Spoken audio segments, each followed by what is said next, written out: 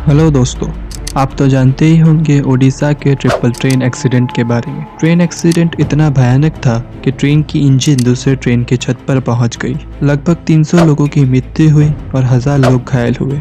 ये तो हुआ ऑन पेपर, लेकिन ये आंकड़ा 300 से 500 लोगों तक भी जा सकता है। तो आखिर ये क्यों हुआ, कैसे हुआ, किसकी गलती से हुआ, ड्राइवर की या स्टाफ की? क्या ये एक हादसा था या फिर एक साजिश? तो मैं हूँ मिस्टर नो फॉल्स। चैनल को सब्सक्राइब कीजिए क्योंकि आपके लिए ये फ्री है, लेकिन मेरे लिए बहुत कुछ। तो चलिए जानते हैं सच इस वीडियो में। जब हम कोरोमंडल एक्सप्रेस के सामने की तरफ जाते हैं, हम देखते हैं कि उसका जो इंजन है वो करीबन 3-4 महले के ऊपर हाइट पे चला गया है। सिचुएशन इतना भयावह हो गया था, इतना भयानक था कि आप जहाँ भी देखें किसी का कटा हुआ सर, किसी का बिना सर का बॉडी, किसी का कटा हुआ पैर, हाथ ऐसे पड़े हैं।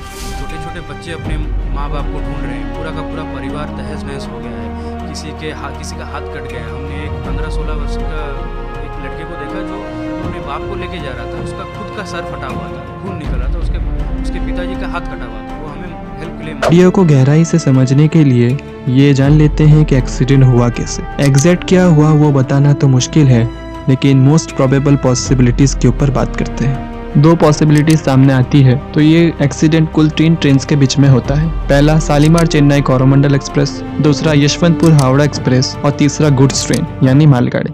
तो ये एक्सीडेंट बालासोर डिस्ट्रिक्ट में होता है और कोरोमंडल एक्सप्रेस लगभग 120 किलोमीटर प्रति घंटे की स्पीड में होती है। तो पहली पॉसिबिलिटी ये निकल के आता है कि कोरोमंडल एक्सप्रेस अप लाइन में जाने के जगह अप लूप लाइन में चली जाती है और उसी समय यशवंतपुर चेन्नई एक्सप्रेस बाजू के पटरी से गुजर रही होती है। टोटल 3 कॉन्टैक्ट देखने मिलता है गुड्स ट्रेन और कोरोमंडल एक्सप्रेस के बीच, कोरोमंडल एक्सप्रेस और यशवंतपुर हावड़ा एक्सप्रेस के बीच। अब इसमें 3 सवाल सामने आते हैं कि जो इसे हादसे से ज्यादा सोची समझी साजिश की ओर मोड़ देती है। पहला ये है कि पॉइंट मशीन अप लाइन के जगह अप लूप लाइन में सेट कैसे था।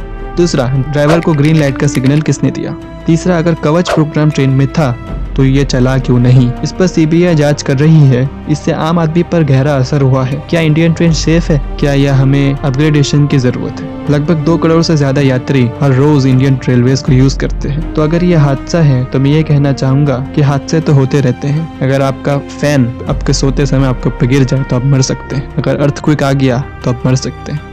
तो अगर ये ऐसा हादसा है तो हादसे तो होना पॉसिबल है, लेकिन ये अगर लगातार ऐसे घटना होते रहे तो हमें ध्यान देने की जरूरत है। और अगर ये पॉलिटिकल साजिश है तो मैं इसमें राहत इंदौरी के 2 लाइन सुनाना चाहूंगा। सरहदों पर बहुत तनाव है क्या, सरहदों पर बहुत तनाव है क्या, कुछ पता करो चुनाव है क्या।